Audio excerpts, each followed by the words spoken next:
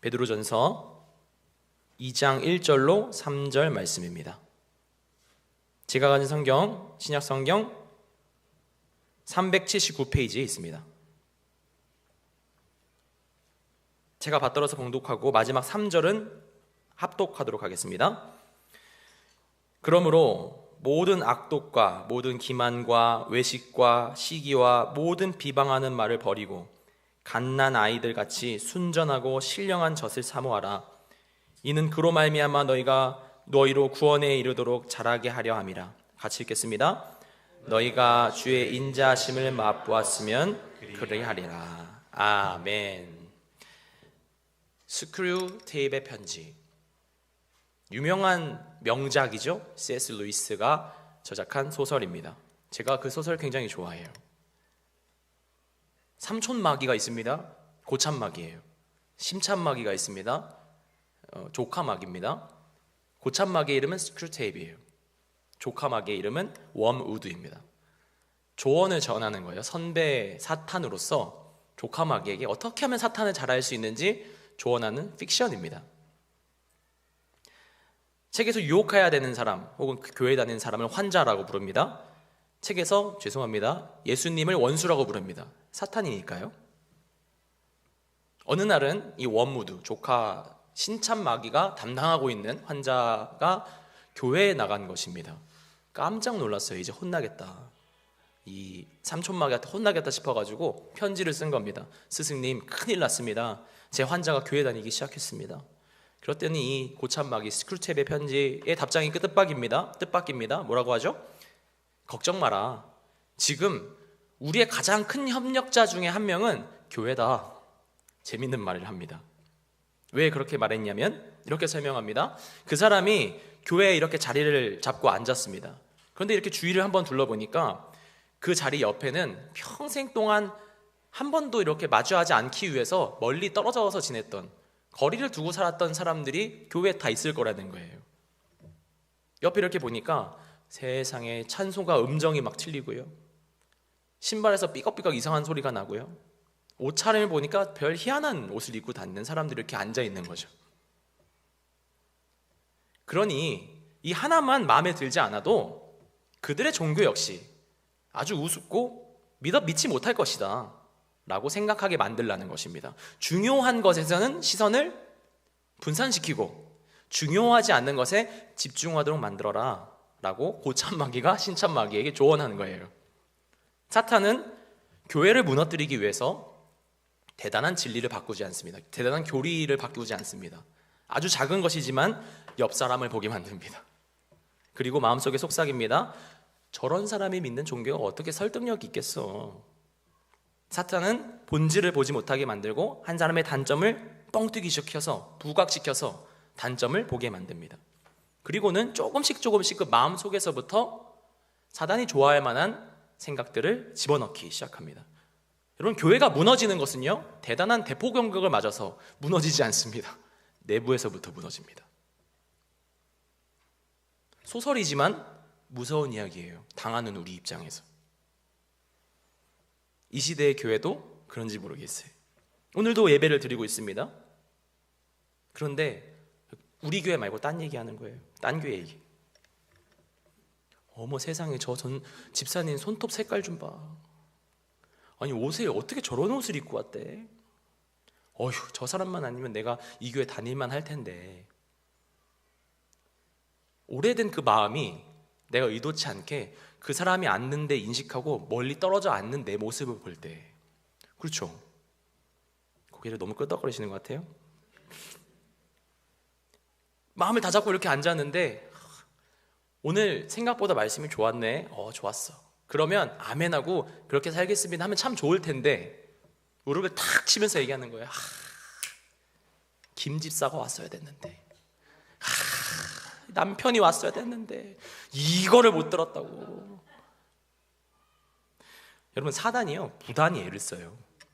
지금도 애를 씁니다. 본질에 집중하지 못하도록. 아무리 진리가 코앞에 다 갖다 놔도요, 무릎을 탁 치면서 그 사람이 왔어야 됐는데. 여러분, 이것이 영적인 전쟁이라는 사실을 아십니까? 여러분, 영적인 일이에요. 이것은 여러분, 우리가 보고 있는 베드로 전서를 받아든 원독자, 원래 교회는 어떤 상황이었죠? 우리가 계속해서 살펴보고 있습니다. 말씀을 받고 예수를 믿은 사람들이에요.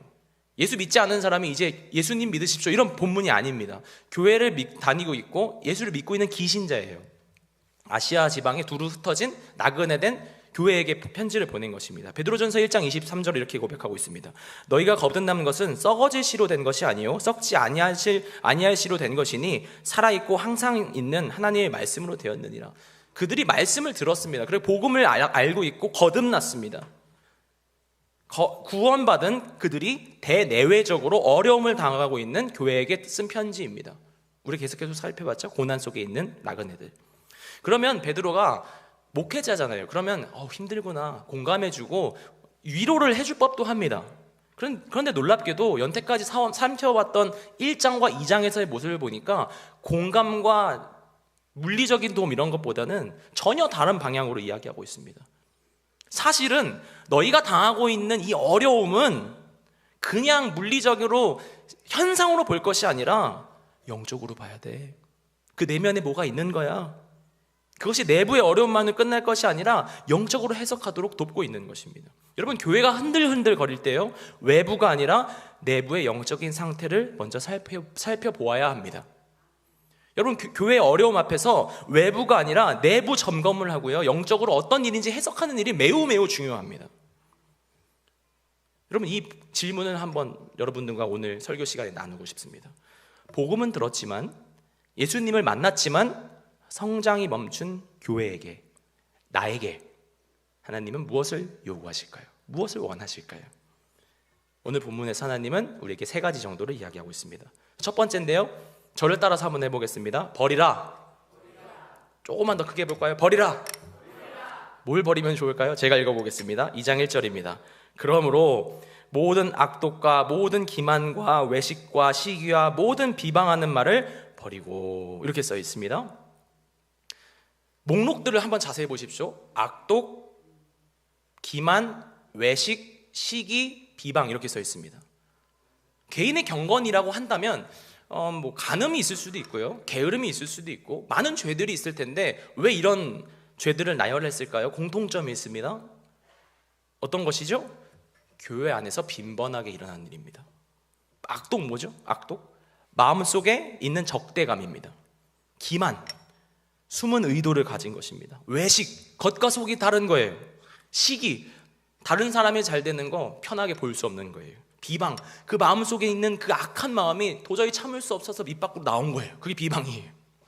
여러분, 베드로는 어떤 순서를 가지고 어떤 의미를 가지고 이 죄들을 나열하고 있습니다. 처음에는 뭐죠? 악독이 우리 마음에 있대요. 처음에는요, 사단이 대단한 것을 시작하지 않고요, 작은 생각을 마음속에 심어줘요.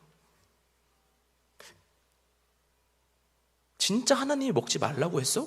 생각을 심어줘요. 아주 작은 생각, 작은 질문을 심어줘요. 처음에 그 마음이 들어오면요, 예수를 믿고 있다면 미움이 들어왔어요. 그러면 안 되지. 내가 예수 믿는 내가 뒤에서 험담하면 안 되지.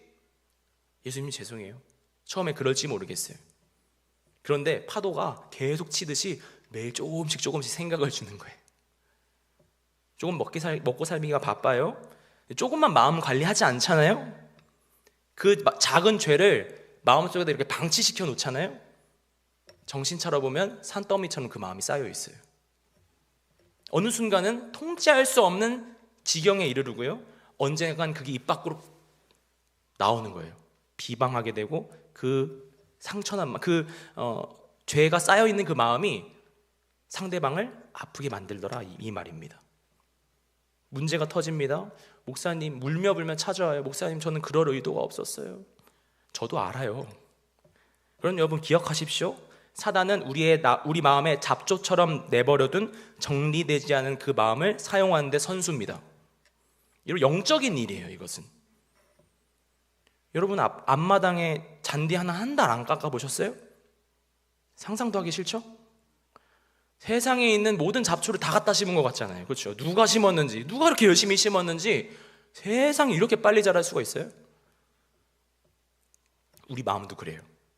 우리 마음도 그냥 내버려 두잖아요. 잡초처럼 뭐가 자라기 시작해요. 주님 앞에서 정리 안 하잖아요. 나도 모르는 사이에 불쑥불쑥 자라나가지고 옆에 있는 사람을 아프게 만듭니다. 여러분, 사단이 역사하면 좋은 말도 나쁘게 들리는데 오죽하겠어요? 어떤 책에서는 의미 있게 보는 장면이 있었어요. 이걸 또아리를 튼다, 뱀이 또아리를 트듯이 또아리를 튼다 라고 표현하는 것이 참 인상 깊었습니다. 마치 눈구렁이처럼요, 사단이 우리 마음속에 와가지고 싹 따리를 트는 거예요. 죄라고 하는 그 미움이라고 하는 것 위에 싹 따리를 트는 거예요. 원래는 그냥 미움일 수 있어요. 근데 싹 따리를 트잖아요. 죄로 연결돼요. 무섭죠? 그런 생각이 드는 걸 어떻게 해요? 미운 걸 어떻게 해요? 내 말에 내 귀에 들린 건 어떡합니까? 내 힘으로 안 될 때가 정말 많습니다. 하지만 또아리를 틀게 내버려 두지 않을 수는 있잖아요. 또아리를 틀지 않게 막을 수는 있는 거잖아요. 여러분, 그 죄가 들어오는 것과 또아리를 틀도록 내버려 두는 건 다른 겁니다. 아주 중요한 거예요. 저희 집 이야기를 하나 하겠습니다. 제가 2층 살아요. 이사했어요. 테라스가 있습니다. 너무 좋아요. 앞에 호수가 있습니다. 연못이 있습니다. 새가 이렇게 많을 수가 있습니까? 오리, 천둥오리, 참새, 제비 다 살아요. 아침이 되면 얼마나 예쁘게 지저귀는지요. 저희 아이들이 너무 좋아합니다. 요즘이에요? 알을 낳는 시기인가요? 지금이? 저희 집 테라스에 스프링클러가 이렇게 튀어나와 있는데 제비들이 저희 집을 이렇게 들락달락 거리더니 문을 열어보니까 스프링클러 위에다가 집을 지었어요. 저희 아이랑 보면서 와, 너무 좋다. 여기다 알을 낳으려고 하나 봐. 아니더라고요. 똥을 얼마나 싸는지 세상에. 알은 안 낳고 배설물만 싸요. 왜 그런지 모르겠어요. 테라스 전체가 진흙이랑 막 배설물 바닥이 됐어요. 제가 좀 바빠서 내버려뒀어요. 그러니까 동네 제비들이 신나가지고 다 오는 거예요, 우리 집에. 손 쓸 수가 없게 됐어요. 그래서 하루는 날 잡고 청소를 다 했어요, 깨끗이. 미안하지만 알을 낳기 전에 집도 제거했어요. 사실 스프링클러는 위험하잖아요, 그죠? 그래서 제거했어요. 어떻게 되는지 아세요? 다음 날 이틀 만에 넌 집을 짓는지 처음 알았어요. 이틀 만에 원상복구를 시켜놓더라고요. 다시 이 베란다가 진흙과 배설물 밭이 되기 시작했습니다. 또 내버려뒀어요. 또 청소했어요. 그걸 3번 반복했습니다. 세상에. 제가 어떻게 할게요? 아마 못 맞출걸요? 사진 한번 보여주시겠어요? 프린트기에서 독수리 사진을 프린트했습니다. 자세히 안 보이죠? 한 장 넘겨주시겠어요? 스프링클러 옆에다가 세상에서 제일 무서운 독수리 사진을 붙여놨어요. 어떻게 될게요? 오, 저희 집 빼고 다 지금 둥지를 틀고 있거든요. 저희 집만 깨끗해요. 할렐루야 아니에요? 정말? 이 제비가 와가지고 몇 번 테라스에 앉아서 눈싸움을 많이 하더라고요. 그러더니 한두 번 눈싸움 하더니 그 뒤로는 제비가 흔적도 없어졌어요. 세상에. 신기하죠. 네, 빨리 내려주세요. 네. 여러분, 종교개혁자 마틴 루터 이런 얘기를 했습니다. 머리 위에 새가 똥을 싸는 것은 막을 수 없다. 하지만 머리 위에 둥지를 트는 것은 막을 수 있지 않는가. 여러분, 오늘 여러분 마음에 누가 있습니까? 누가 미워하는 마음이 있습니까? 그럴 수 있어요. 그런데 또아리를 틀도록 내버려두지 말라는 거예요. 집 짓지 말게 만들라는 거예요. 그 마음을 관리하라는 거예요. 정원을 관리하듯이 자르라는 거예요. 여러분, 오늘 성경을 보니까 버리다라고 번역했는데 사실은 원어를 살펴보니까 옷을 벗다에서 나온 거예요. 옷을 벗어버리는 거랑 똑같은 이 원어를 쓰고 있습니다. 그러니까 옷을 벗어버리는 것처럼 그 죄를 벗어버리라는 거예요. 여러분, 반만 벗을 수 있어요? 아니에요. 완전히 벗어버리는 것입니다. 오늘 성경이 요구하는 것은 그 죄를 벗어버리라는 것입니다. 다이어트 하듯이 조금 줄여. 남을 상처 주는 말 조금 줄여. 이게 아니고요. 완전히 벗어버리는 것을 말합니다. 여러분, 사탄이 교회를 떠나지 못하게 만든다면 서로 안에서 미워하게 만듭니다. 또아리를 틀게 만들고 그런 무자비한 일들을 벌이고 있습니다. 여러분, 혹시 여러분 마음에 생각나는 죄 있지 않으세요? 내버려둔 방치해놓은 그거 있지 않으세요?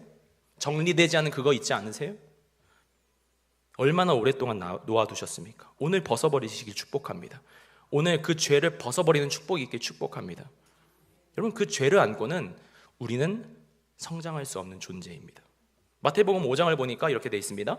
예수님께서 형제를 나가라, 바보라고 하는 자는 공회 앞에 서게 될 것이요 심판을 면치 못할 것이요 라고 아주 세게 얘기하셨죠. 그리고 동시에 뭐라고 말씀하셨냐면, 헌금을 하러 가다가 예배하러 갔는데 내가 사람을 시험에 들게 한 것이 생각나거든, 형제를 원망하게 한 것이 생각나거든, 뭐라고 했죠?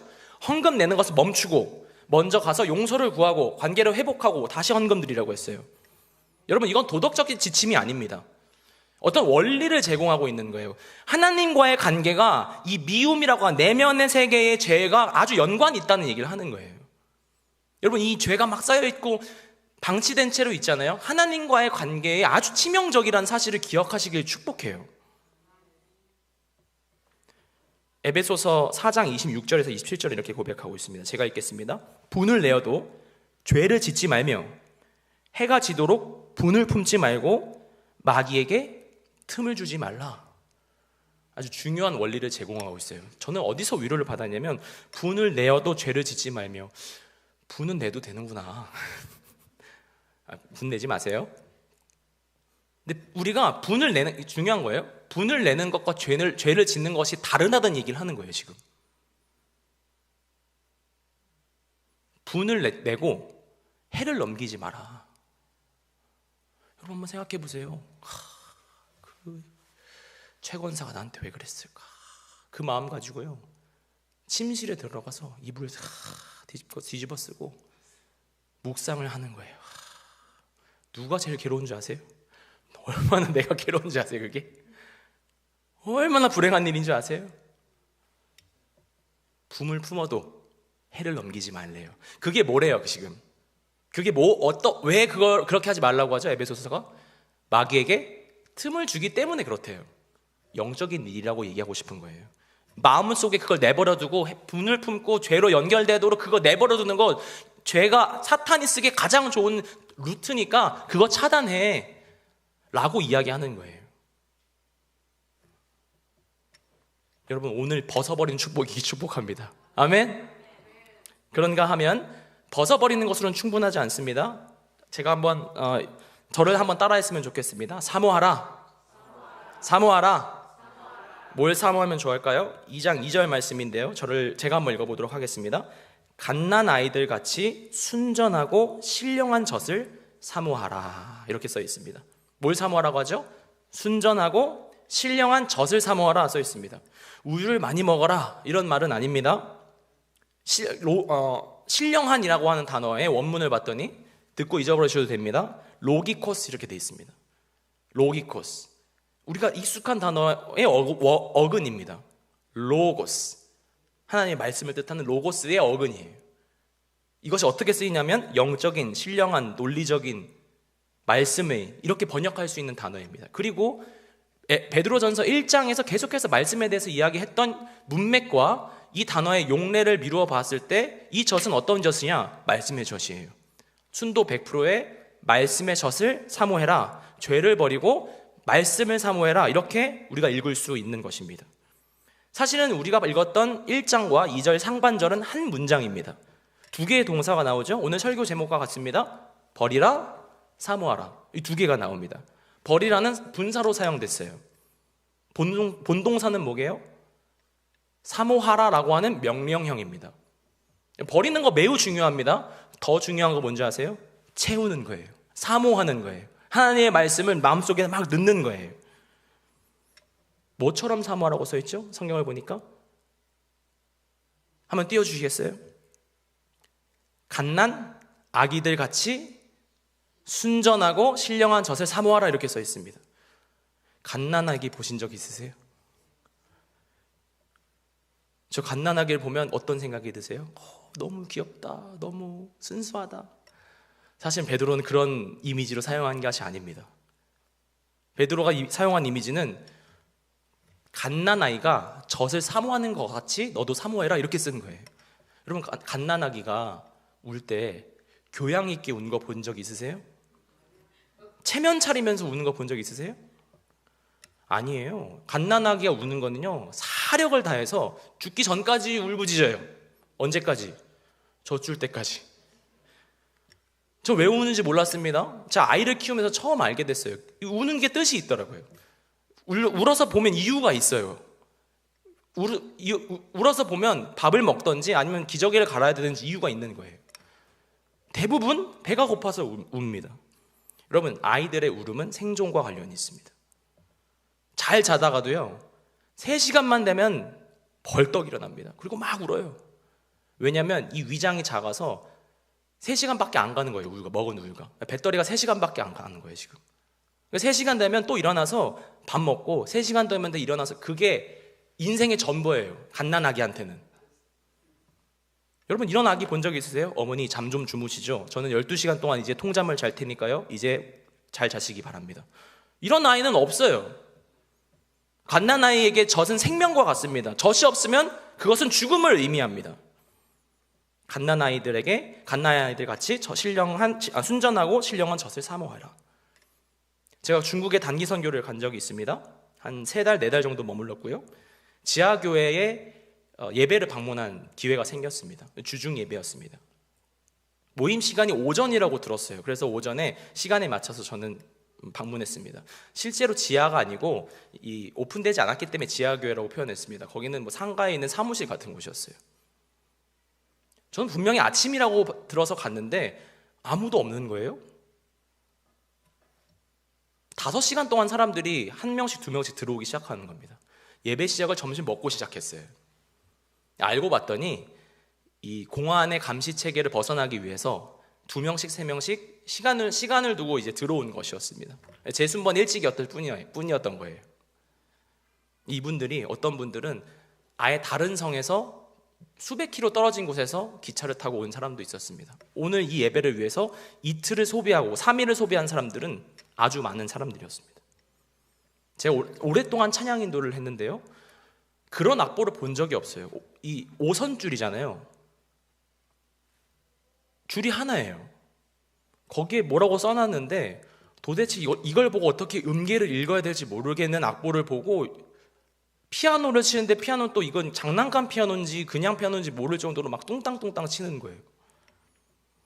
순서도 엉망입니다. 찬양했다가 기도했다가 말씀 들었다가 통역에 의지해서 겨우 설교를 듣는데, 대단한 설교를 하는 게 아니에요. 말씀 읽고 기도하는 거예요, 그냥. 그런데요, 그 예배를 3시간, 4시간 동안 드리는데 제가 완전히 무너져 버렸습니다. 여러분, 대단한 프로그램이 있는 것도 아니고 대단한 것이 있는 것이 아니었습니다. 제가 본 것은 무엇이었냐면 진짜 예배하는 사람들이었습니다. 그 뒤에 앉아서 펑펑 울었어요. 그 사람들은 모르긴 몰라도 말은 안 통해도 얼굴에 써 있어요. 나는 하나님 아니면 안 되는 사람, 하나님 은혜 없으면 나는 가망이 없는 사람. 그 얼굴로 다 예배하고 있는 거예요. 그 좁은 공간에 숨 막히듯이 모여가지고 같이 예배하는데 말이죠. 땀 냄새가 나고요, 환경은 좋지 않아요. 덥고요. 그런데 그것이 얼마나 달콤하던지, 얼마나 사모가 되던지, 얼마나 마음속에서 하나님께서 역사하시던지, 어린아이가 갓난쟁이가 젖 달라고 우는 것처럼 펑펑 울면서 거기서 기도하는 거예요. 하나님, 나 목마른 사람이에요. 나에게 젖을 주세요. 여러분, 목마른 심정으로 나오는 그 예배를 주님께서 찾으시는 것을 기억하시기 바랍니다. 좋은 스타일, 좋은 예배, 그런 것들이 아닙니다. 하나님께서 찾으시는 예배는 목마른 예배입니다. 여러분, 부흥하는 교회의 핵심이 바로 그것입니다. 목마른 사람들이 많이 있으면 그게 부흥하는 거예요. 아무리 건물이 좋고 사람들이 많아도 말씀에 관심이 없고 예배에 관심 없는 사람으로 가득 차 있다고 한번 상상해 보세요. 여러분, 거기에 소망이 없습니다. 가난한 심령을 가지고 주님 은혜를 주세요, 오늘도 목이 말라요, 이런 사람으로 가득 차 있는 그런 예배는 환경과 상관없이, 어떤 것과 상관없이 하나님께서 역사하시는 거예요. 그런 사람들이 오면은 옆 사람이 매니큐어를 발랐는지 그런 거 안 보여요. 그냥 주님이 고프고요, 말씀이 고프고요, 주님이 그립고요, 왔는데도 예배 드리고 싶고요. 그런 사람이 모였는데 어떻게 예배가 뜨겁지 않을 수 있겠습니까? 그런 사람인데 어떻게 교회가 부흥하지 않을 수가 있겠습니까? 여러분 혹시 말씀보다 더 가까이 한 거 있지 않으세요? 아침에 눈 뜨자마자 혹시 말씀이나 기도보다 핸드폰 찾지 않으세요? 문제가 생겼을 때 말씀과 기도 앞에 엎드리지 않고 혹시 검색창 두드리지 않으세요? 먼저? 외롭습니다. 말씀보다 유튜브 가깝지 않으세요? 힘들어요. 말씀보다 넷플릭스 정주행 가깝지 않으세요? 말씀을 의무로 읽고 있습니까? 아니면 생명으로 먹고 있습니까? 여러분, 갓난아기는요 젖을 읽지 않아요. 여러분 이 말을 이해하시기 바라요. 갓난아기는 젖을 읽지 않아요. 이 말이 이해가 되세요? 갓난아기는 목숨을 걸고 부르짖어요. 울어요. 주세요. 아니면 전 죽어요. 여러분, 그 정도로 말씀 앞에 갈급해 본 적 있으세요? 그 정도로 절박함으로 예배에 나와 본 적 있으세요? 여러분, 진정한 교회 공동체는 말씀에 목이 마른 공동체여야만 합니다. 초대교회가 그랬고 사도행전이 그랬고 부흥하는 모든 세대는 다 그랬습니다. 한국교회의 부흥 어떻게 부흥했죠? 목마른 가슴들이 모여서 부흥한 거예요. 대단한 프로그램이나 건물이 있어서 그렇게 된 것이 아니고요. 여러분, 루이빌 우리 교회가 목마른 교회 공동체가 되기를 주님의 이름으로 축복합니다. 세 번째, 저를 따라해 보겠습니다. 자라나라. 자라나라. 어디까지 자라야 할까요? 2절 3절인데요 제가 읽겠습니다. 갓난 아이들 같이 순전하고 신령한 젖을 사모하라. 이는 그로 말미암아 너희로 구원에 이르도록 자라게 하려 함이라. 너희가 주의 인자하심을 맛보았으면 그러하리라. 재미있는 대목입니다. 서두에 말씀드렸듯이 베드로전서의 원수 신자는 구원 받았어요, 안 받았어요? 구원 받았어요. 거듭났어요. 그런데 뭐라고 하죠? 너희가 구원을 이루라라고 말하고 있습니다. 구원에 이르도록 자라라 라고 말하고 있습니다. 구원을 받았는데 두 번 구원 받아야 되나요? 어려운 본문이죠. 구원받은 성도들에게 구원에 이르도록 자라나라 라고 얘기하고 있습니다. 제가 사실 많이 설명해야 되지만 대체로 아는 것 같기 때문에 신학 용어를 한번 쓰겠습니다. 성화라고 해요. 다 아는 내용이죠. 이런 표현을 써서 전 맞는지 모르겠어요. 여러분, 예수님께서요 이 땅에 오셔서 나를 위해서 죽으시고 부활하시고 승천하시고 다시 오실 것을 약속하실 그때, 복음이죠. 복음을 주셨을 그때 이 말을 이해하시기 바라요. 그냥 구원만 천국행 티켓 한 장 주려고 그렇게 하신 게 아닌 걸 믿으시길 바랍니다. 여러분, 우리 신분이 바뀌었어요. 그렇죠? 여기 앉아있는 사람들 이해하실 것 같아요. 신분이 바뀌었어요. 거듭났어요. 근데 예수님께서 원하시는 건 뭐냐면 구원받은 너희들이 이 구원의 풍성함이 무엇인지 알았으면 좋겠다. 이 땅에서도 천국에 사는 방법이 있거든. 이 땅에서도 천국을 누리면서 사는 사람들이 있거든. 너희들도 그랬으면 좋겠다. 그냥 구원받아서 겨우 그냥 구원받는 사람 말고 이 땅에서 나와 함께 동행하면서 성화의 기쁨을 누리면서 자라가는 축복을 누리면서 너희들이 살았으면 좋겠다. 예수님께서 그래서 구원하셨어요. 우리를 믿으시길 바랍니다. 그런 사람들은 어른들이 이건 잘 표현한 것 같아요. 초막이나 궁궐이나 뭐라고 했죠? 그 어디나 하늘나라예요. 와우, 좋은 표현이에요.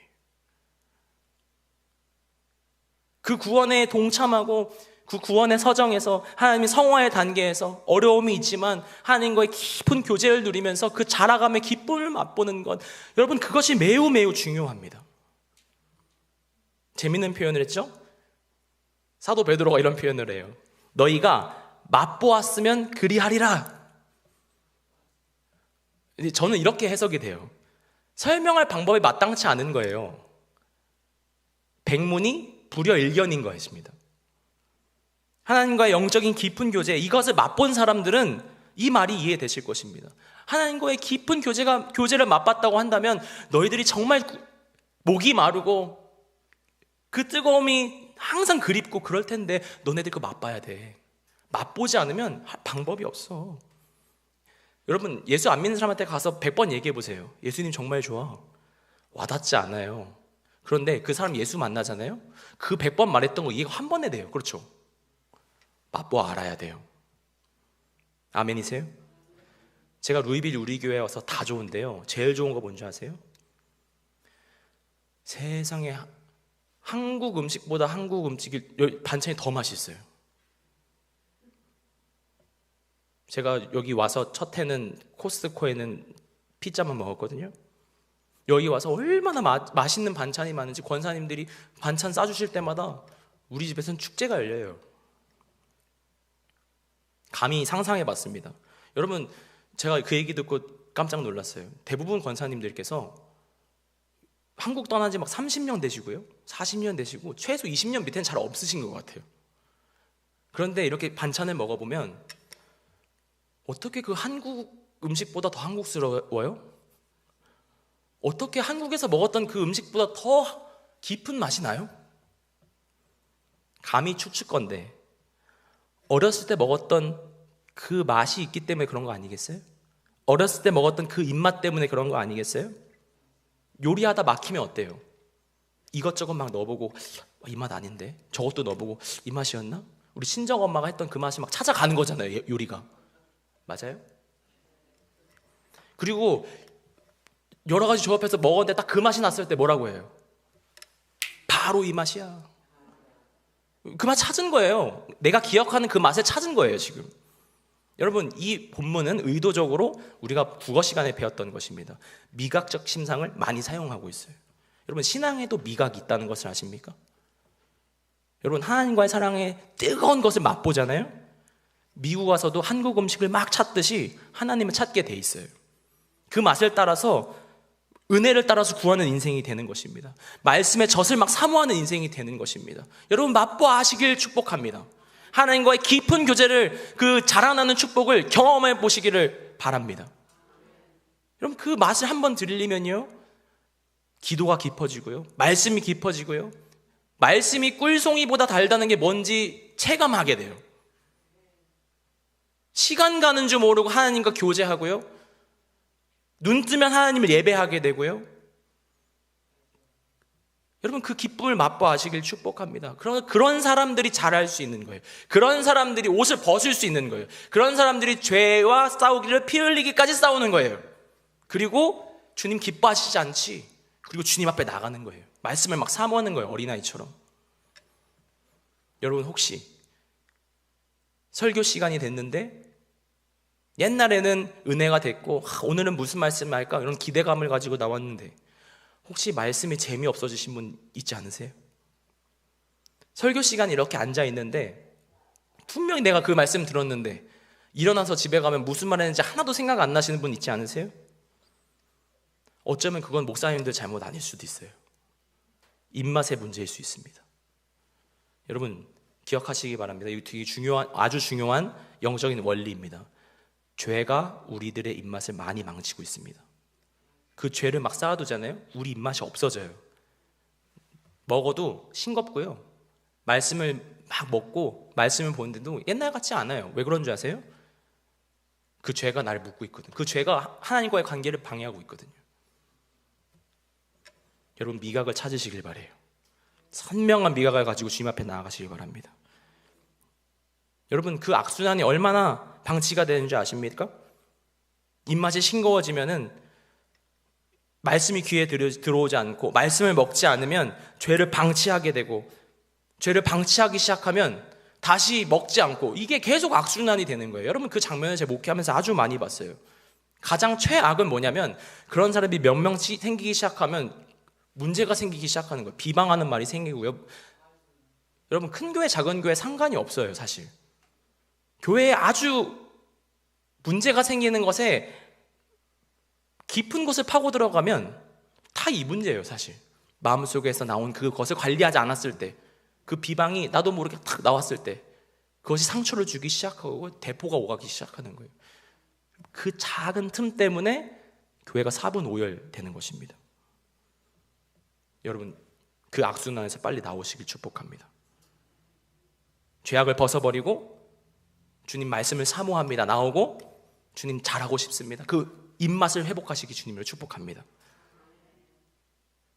그 입맛을 회복할 때에 하나님께서 우리에게 다시 한번 주님과의 뜨거운 경험을 다시 한번 회복시킬지를 축복합니다.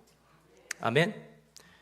여러분 혹시 이 말씀에 대한 그런 갈급함을 가지고 기도해 본 적 있으세요? 주님, 제가요 옛날엔 그렇지 않았는데 사는 게 바쁘다 보니까, 고달프다 보니까 이제는 말씀 말고 다른 걸 많이 찾는 것 같아요. 주님, 제가요 그런 사람이 아니었는데 예수님 만나고 예수님을 위해 살겠다고 늘 다짐했었는데 이제는 말씀 없어도 살 수 있는 인생이 돼버렸어요. 여러분 그것 때문에 기도해 보신 적 있으세요? 기도하지 않아도 꽤 괜찮은 인생을 살고 있는 것 같아요. 여러분 그것 때문에 가슴 쳐본 적 있으세요? 주님, 저를 불쌍히 여겨주세요. 제가 입맛을 잃어버린 사람입니다. 주님, 하나님의 말씀의 젖을 끊은 지 오래된 사람입니다. 주님, 저를 불쌍히 여겨주세요. 말씀을 듣고 눈물 뿌리면서 기도한 지가 언젠지 모르겠어요. 저를 좀 불쌍히 여겨주세요. 제가 영적인 문둥병자가 되었습니다. 주님, 저를 불쌍히 여겨주세요. 매주 나와서 예배를 드리고 있지만 제대로 된 예배를 드린 적은 몇 번 없었던 것 같아요. 주님, 저를 불쌍히 여겨주십시오. 갓난아이는 젖이 없으면 죽습니다. 여러분, 신자에게 말씀이 없으면 죽는 것과 같습니다. 여러분 축복합니다. 겨우 구원받은 것만으로 만족하는 인생 되시지 않길 축복합니다. 주님과 함께 그 깊이 있는 성장과 주님과의 구원의 축복, 풍성함에 누리는 그 은혜를 경험하시길 축복합니다. 주님, 오늘 저녁 나를 만나 주옵소서. 오늘 저녁 이 죄를 벗어버리고 주님 앞에 나아가길 원합니다. 주님, 그 입맛을 다시 한번 살려주시고 다시 한번 그 첫사랑을 회복시켜 주시고 주님, 나에게 말씀하여 주옵소서. 주님, 나에게 말씀하여 주옵소서.